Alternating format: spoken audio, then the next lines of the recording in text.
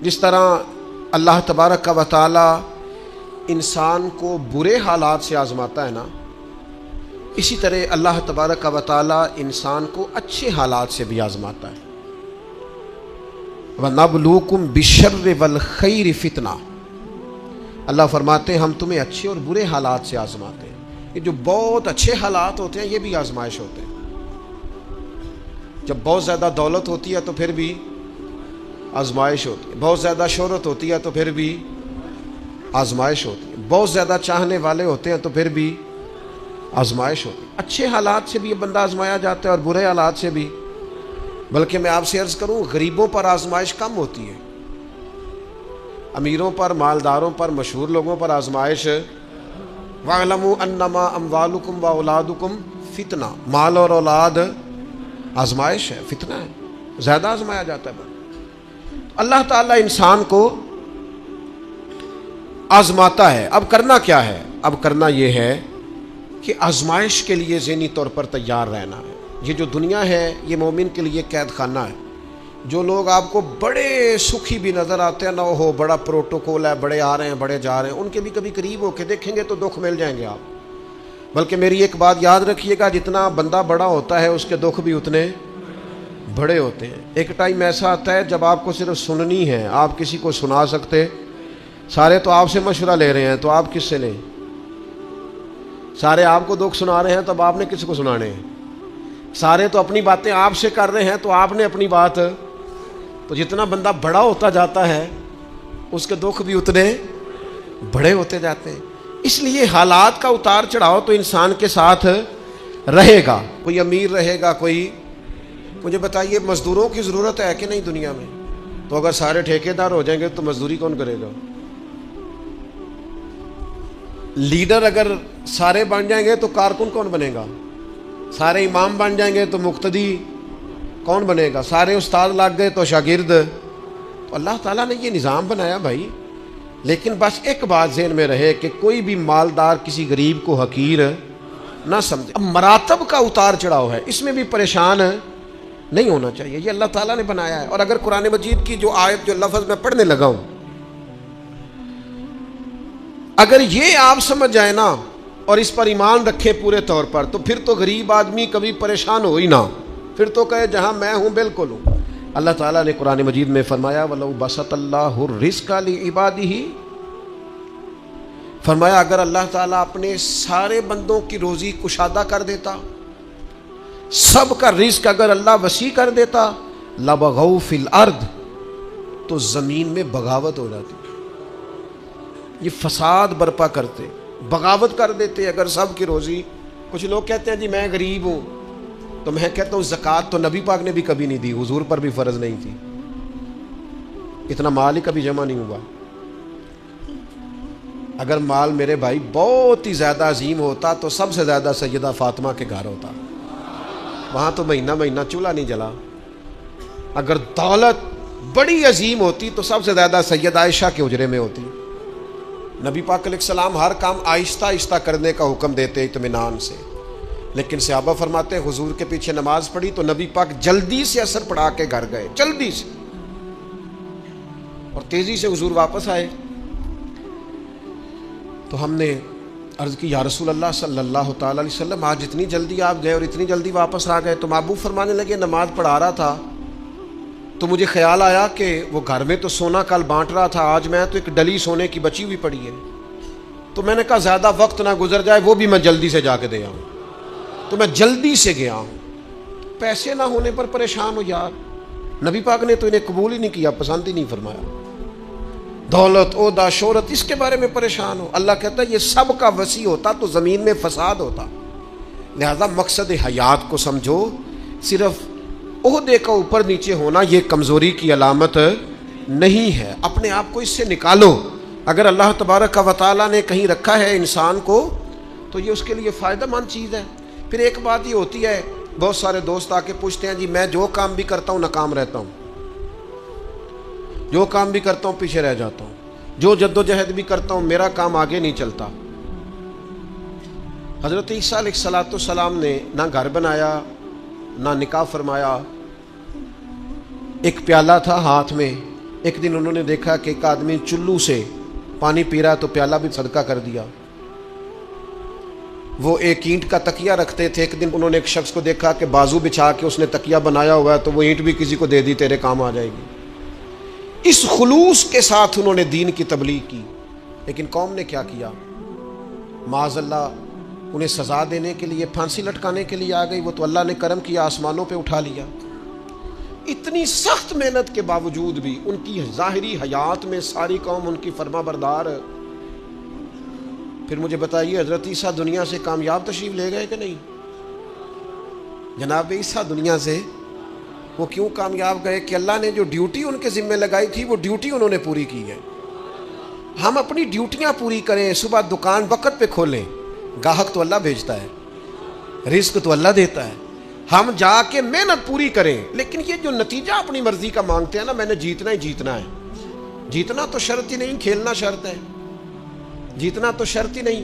مجھے بتائیے نا، حضور علیہ السلام موجود ہیں، ظاہری طور پر سارے جلوے، پر احد کے اندر بظاہر مسلمانوں کو ناکامی ہو گئی تھی. ظاہری طور پر کفار جیت گئے تھے تو کیا حوصلے ٹوٹ گئے؟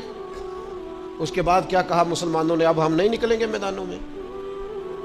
بظاہر حدیبیہ کے موقع پر کفار سخت شرطیں منوانے میں کامیاب ہو گئے تھے تو کیا پھر مسلمان دل چھوٹا کر جاتے؟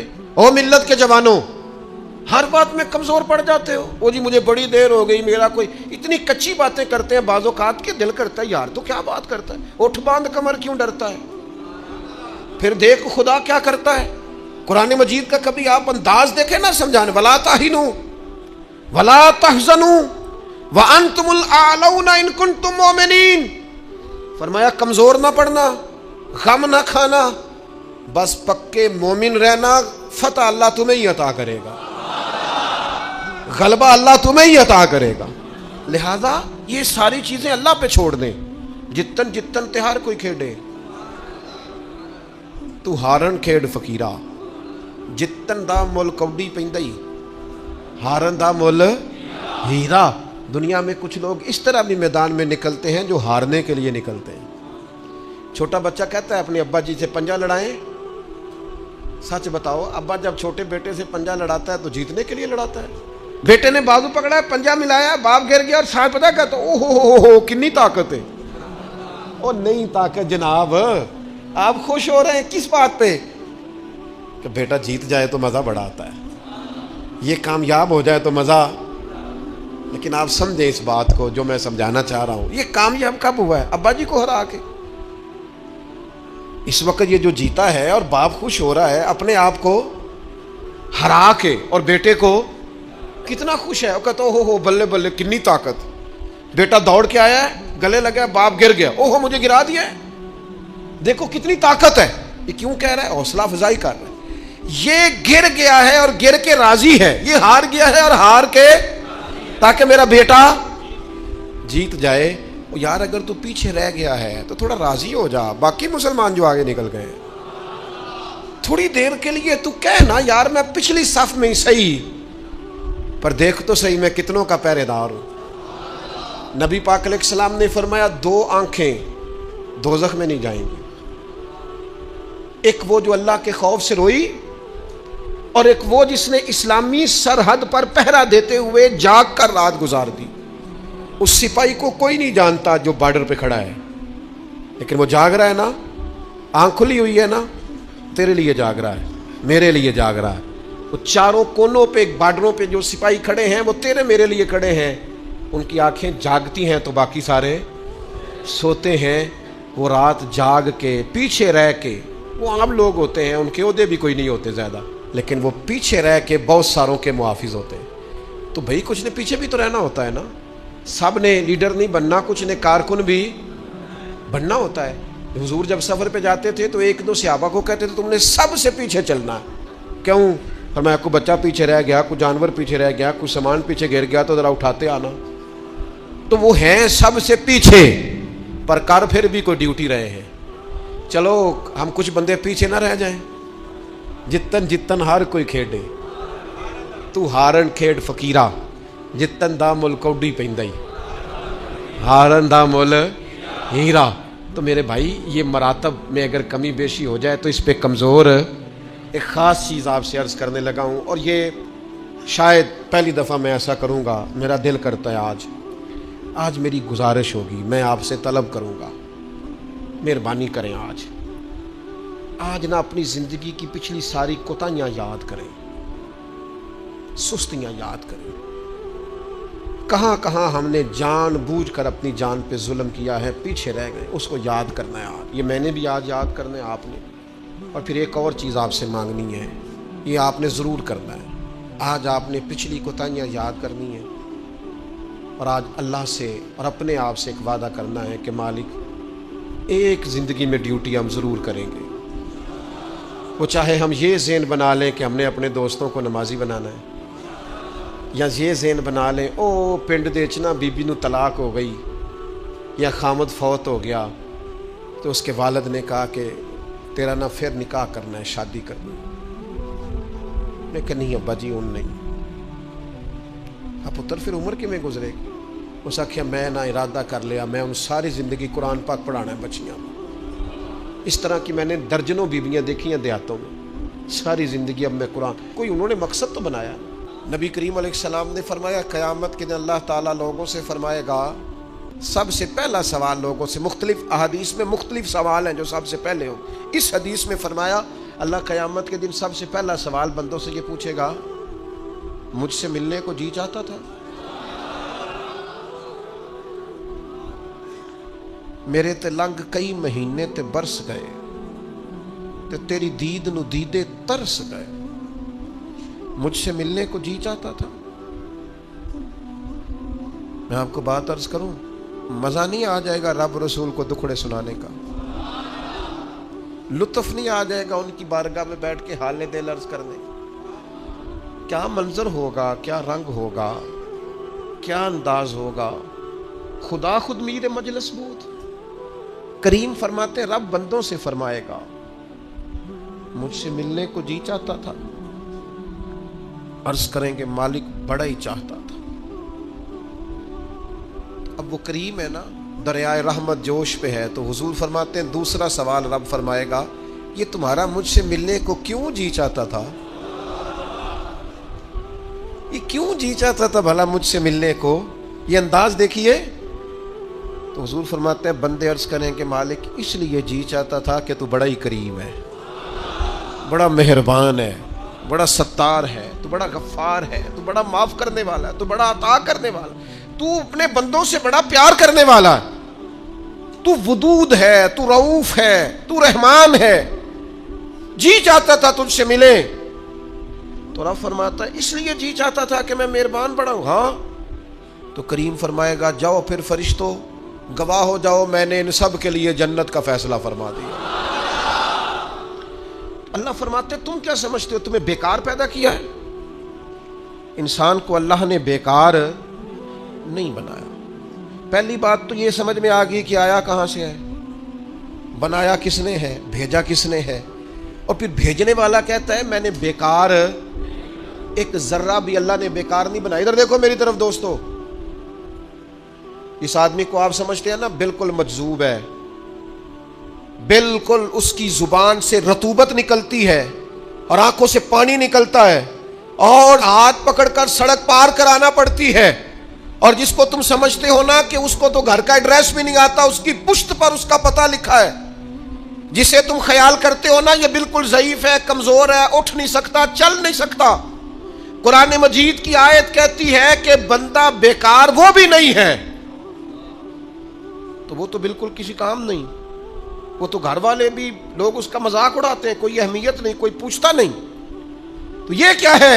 پڑھو نا مشکات شریف، اللہ کے پیارے حبیب علیہ السلام نے فرمایا یہ جو تمہیں رزق دیا جاتا ہے نا، اور یہ جو تم پر بارشیں برسائی جاتی ہیں، یہ تمہارے ضعیف لوگوں کی برکت سے دیا جاتا ہے۔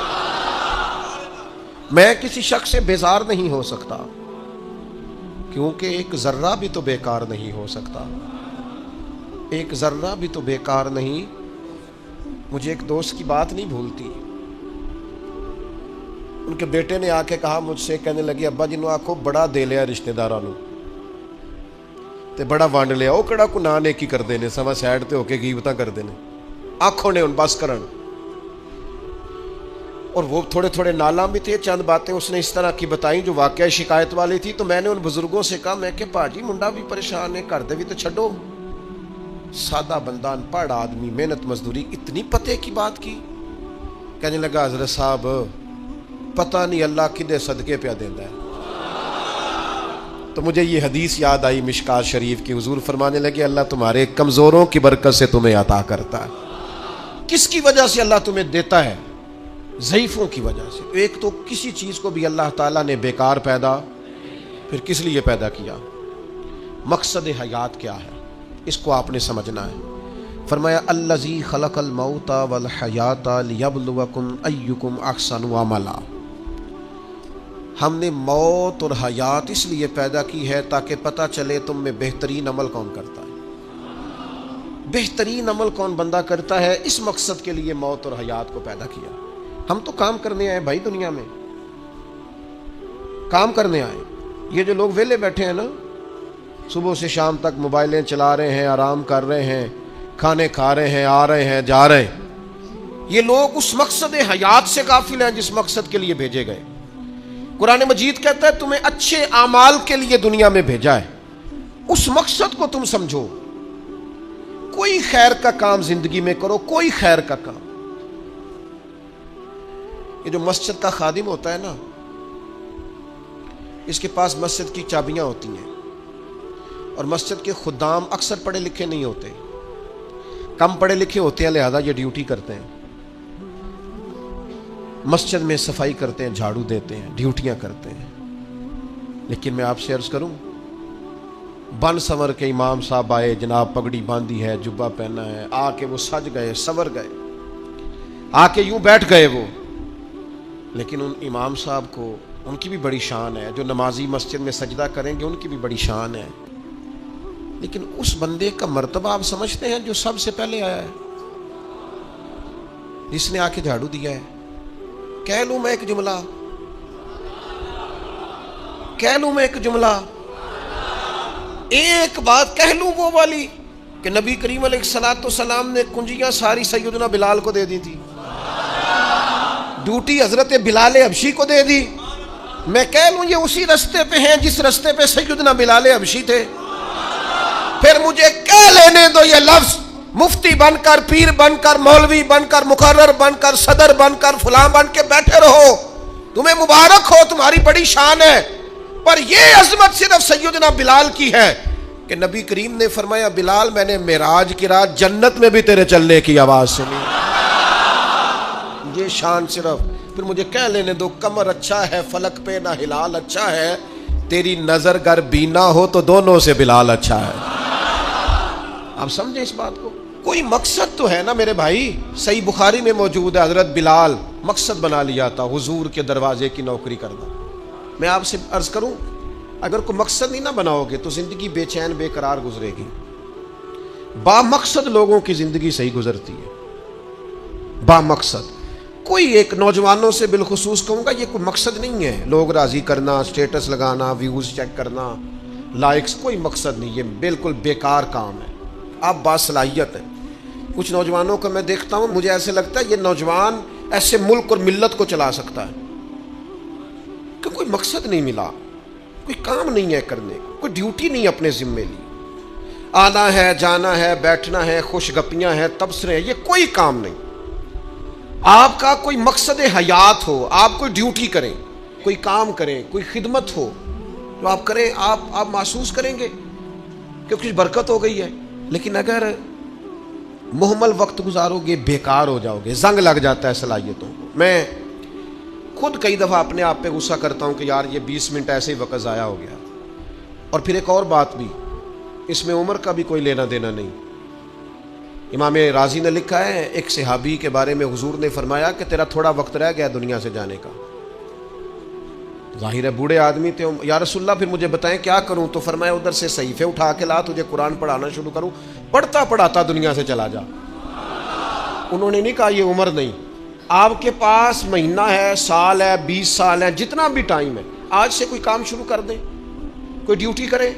آپ یقین کریں کوئی کام اگر ہم اپنے ذمے لے لیں گے تو ہمارے لیے جینا آسان ہو جائے گا. ہمارے لیے جینا آسان ہو جائے. ڈیوٹی لے لیں کوئی, اس کو کریں. اب ہوگا کیا جب آپ اس مقصد کے لیے نکلیں گے نا, تو پھر مشکلات بھی آئیں گی, پھر حالات ہمیشہ ایک جیسے نہیں رہتے. تو اللہ آزمائے گا بھی اس رستے میں. وَلَنَبْلُوَنَّكُمْ بِشَيْءٍ مِّنَ الْخَوْفِ وَالْجُوعِ وَنَقْصٍ مِّنَ الْأَمْوَالِ وَالْأَنفُسِ وَالثَّمَرَاتِ وَبَشِّرِ الصَّابِرِينَ. پھر انسان کو آزمایا بھی جائے گا. اب مشکلات بھی آئیں گی. تو یہ مشکلات زندگی کا حسن ہے. آپ جب کسی مقصد کے تحت میدان میں نکلیں گے, پھر آپ کو باتیں بھی سننی پڑیں گی. آپ بالکل صحیح جا رہے ہیں, لوگ تانے بھی دیں گے, لوگ کہیں گے بھی, تو بھئی اس کا مزہ آئے گا. اب ذہن بنا لیں کہ بھئی مشکلات آئیں گی, اتار چڑھاؤ آئے گا, تو یہ تقاضا ہوگا جب آپ پہلے سے ذہنی طور پہ تیار ہوں گے, پھر کوئی بھی مشکل بندے کو پریشان نہیں کرے گی. آج نا ایک وعدہ کریے, ان بے مقصد نہیں جینا, کوئی مقصد بنانا ہے, کوئی پروگرام, کوئی تھبکی. ہمارے ایک بزرگ تھے, وہ فرمایا کرتے تھے, میں نے زندگی میں مقصد بنایا, میں نے مایوس لوگوں کے حوصلے بڑھانے, دکھیوں کو کہنا ہے کچھ بھی نہیں ہونے لگا, کرم ہو جائے گا. کچھ ارادے نہ کر لیں, کچھ پروگرام نہ بنا لیں, کچھ خیال نہ کر لیں. آج سے کوئی مقصد حیات بنائیں, اس پہ ڈٹ جائیں. اور مقصد کون سے بنانے ہیں؟ جن کا قرآن پاک ٹھیک نہیں, آج نیت کریں انشاءاللہ ٹھیک کرنا. جن کو آتا ہے آگے پڑھانا ہے انشاءاللہ. جن لوگوں کو اللہ تبارک و تعالیٰ نے رزق دیا ہے, وہ غریبوں کی مدد کریں گے انشاءاللہ. جو محنت نہیں کرتے, والدین پریشان ہیں, وہ آج ارادہ کریں, مالک ہم ارادہ کرتے ہیں تو مدد کر, ہم محنت کریں گے انشاءاللہ. جن کے رزق میں کہیں کوئی ملاوٹ ہے, وہ سمجھتے ہیں کہ یار یہ میں پوری دیانتداری سے نہیں لے رہا, وہ آج ارادہ کریں کہ اللہ میں ملاوٹ دور کروں گا, وہ ہم سے نہیں, اپنے آپ سے, اللہ سے, اور میں بالکل جائز لیا کروں گا. آج سے پکے ارادے, پکی نیتیں اور مضبوط پروگرام. جنہوں نے جان بوجھ کے نمازیں, عبادتیں ترک کی ہیں, وہ آج ارادے کریں کہ بس بھائی آج کے بعد انشاءاللہ. آپ ارادہ تو کریں, آپ پروگرام تو بنائیں, وہ تو کریم ہی بڑا ہے. صحیح مسلم میں حدیث ہے, حضور فرماتے ہیں جو بندہ اللہ کی طرف ایک بالشت آتا ہے نا, ایک گٹ, اللہ اس کی طرف پورا ہاتھ آتا ہے. اور فرمایا جو مالک کی طرف چل کے جاتا ہے, اللہ کی رحمت اس کی طرف دوڑ کے جاتی ہے. آپ ارادہ تو کریں, دیکھیں تو صحیح, میری طلب بھی تو تیرے کرم کا صدقہ ہے. یہ پاؤں اٹھتے نہیں بلکہ یہ اٹھائے گا.